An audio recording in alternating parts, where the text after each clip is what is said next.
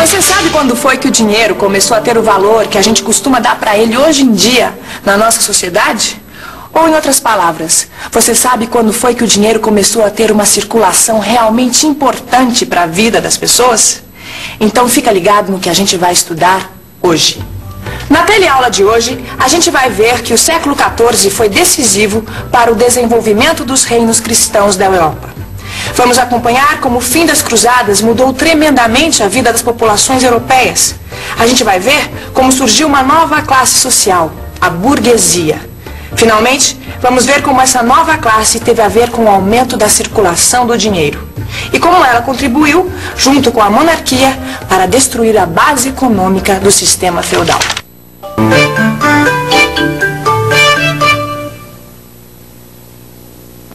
Quando as cruzadas, quer dizer, quando a Guerra Santa entre cristãos, judeus e muçulmanos finalmente acabou, a Europa começou a se transformar radicalmente. Se a gente pegar a economia, por exemplo, a gente vai ver que os europeus deixaram de produzir apenas alimentos. Eles aprenderam novos métodos de trabalho e enriqueceram com novas indústrias. Foi nessa época que o comércio entre a Europa e o Oriente passou a ser muito mais intenso. Esse comércio era feito através dos portos do mar Mediterrâneo. E foi assim que apareceram as grandes companhias comerciais e os primeiros banqueiros. As cruzadas mudaram as aspirações sociais de grande parte da população. Antes delas, o ideal de vida era tornar-se herói ou santo. O contato com o luxo do Oriente despertou o desejo de enriquecimento. Surgiu assim um novo estilo de vida. Os castelos viraram palácios. Os torneios entre cavaleiros se transformaram em reuniões onde se ouvia música e se conversava sobre literatura. Os trovadores e os poetas aperfeiçoavam as línguas que vinham do latim. Foi assim que surgiu o idioma italiano, o francês, o espanhol e o português. Pois é, a nossa língua portuguesa surgiu num momento de grande agitação na Europa. E essa agitação acabou modificando a vida das pessoas de um jeito muito parecido com isso que nós estamos vendo aqui, nessa estação rodoviária. Bahia. E o senhor veio fazer o que aqui? Eu vim trabalhar, ver se é uma coisa melhor, né? Diz que o custo de vida aqui é melhor do que o lá. Ela vem em busca de emprego, né? De melhores condições, que São Paulo é muito grande e deve dar uma condição melhor de trabalho, né? Pois aconteceu uma coisa bem parecida no tempo das cruzadas.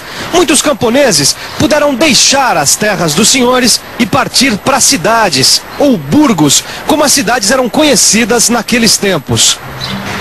Os burgos não faziam parte dos domínios dos senhores feudais. Os burgueses, ou seja, os habitantes das cidades, não queriam terras nem precisavam de senhores.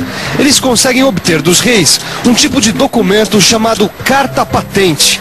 Esse documento garantia a independência dos burgos em relação à autoridade dos senhores feudais. Assim, os burgos puderam enriquecer através da indústria e do comércio. Eles acabaram conquistando um grande poder político e econômico. Quem tem poder sempre leva a melhor. E com esse poder, os burgueses que governavam as cidades conseguiam privilégios ajudando as monarquias a lutarem contra os senhores feudais. Essa aliança entre burguesia e monarquia acabou levando ao fim do feudalismo e ao surgimento das monarquias absolutistas. Queridos papai e mamãe, minha viagem pelo norte da Itália está demais. Hoje fiquei sabendo que aqui na Península Itálica, quer dizer, onde hoje fica a Itália, as cidades do norte se transformaram em cidades-estados independentes no século XIV. Eu estive em todas essas cidades que foram tão importantes naquela época, principalmente por causa do comércio. Passei por Florença, Milão, Gênova, Pisa e Veneza. Europa, século XIV. Nesta típica casa burguesa do século XIV, a esposa está preocupada. Já é tarde e o marido está demorando a chegar. Ah, isso são horas, seu safado! Safado! Mas, meu amor, eu tô duro até essa hora cuidando dos nossos interesses e você ainda me chama de safado? Trabalhando até agora, mas eu duvido. Não tem comércio essa hora da noite. Ah, mas você sabe muito bem, meu amor, que eu estava reunido com meus colegas burgueses da guilda. Gilda! Ai, eu sabia que tinha mulher no meio!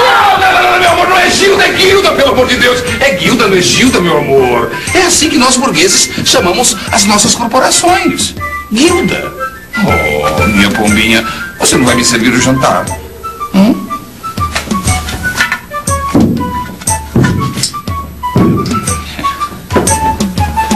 Você sabe, meu amor, que os artesãos e os comerciantes estão se organizando em corporações chamadas guildas.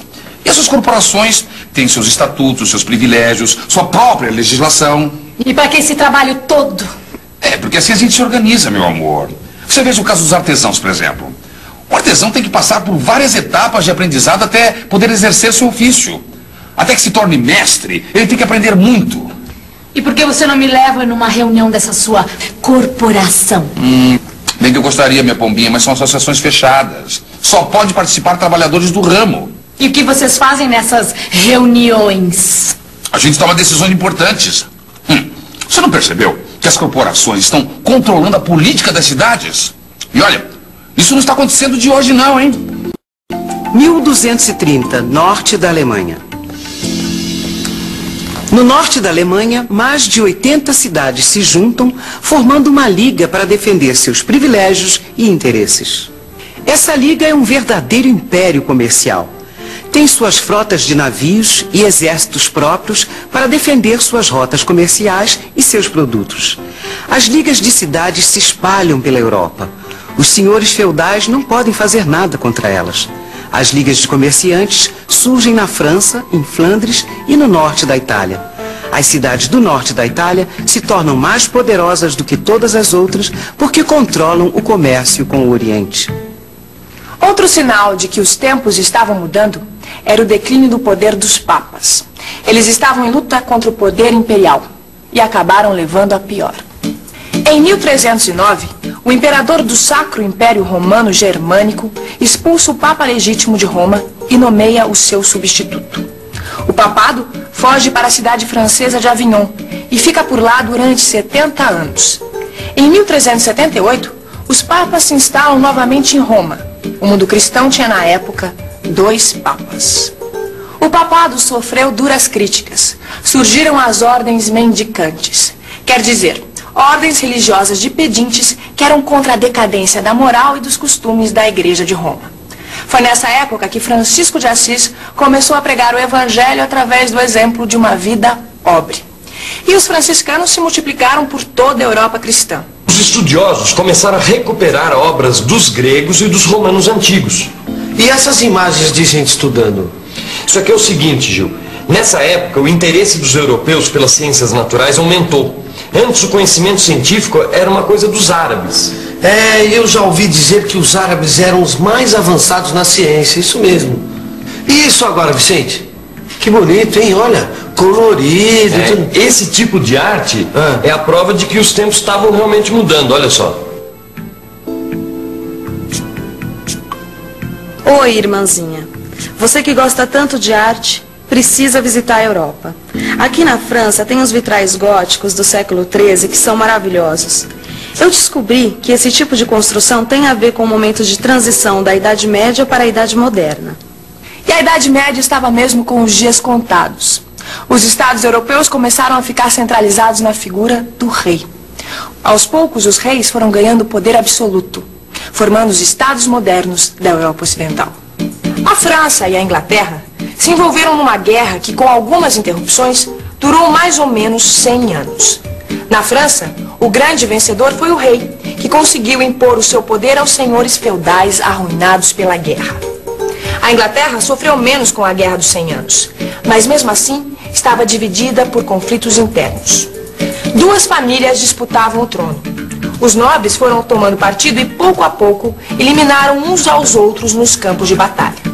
As famílias rivais acabaram se unindo e o país foi unificado. Na Península Ibérica, as lutas para expulsar os árabes acabaram dando mais poder à nobreza. Os reis tiveram que lutar durante vários séculos para acabar com o poder dos nobres. O casamento do rei de Aragão com a rainha de Castela acabou unificando a Espanha. E com a expulsão dos mouros de Granada em 1492, a Espanha conseguiu estabelecer a integridade do seu território. Tudo isso quer dizer o seguinte: a Europa, que estava dividida em pequenos reinos, foi se modificando. Esses pequenos reinos se uniram em estados, onde o poder do rei era cada vez mais forte. No Oriente, as coisas também estavam se modificando. Por volta do ano de 1200, os mongóis, que eram pastores de regiões da Ásia, se unificaram sob a liderança do chefe supremo, o Gengis Khan, que quer dizer imperador de todos os homens. Em menos de 20 anos, os mongóis conquistaram o centro da Ásia, a Pérsia e o Turquestão. Eles acabaram entrando na Rússia e se fixando nas margens do Mar Negro.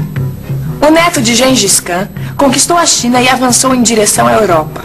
Os mongóis chegaram até o Mar Adriático. Foi nessa época que o navegante Marco Polo fez sua viagem até a China.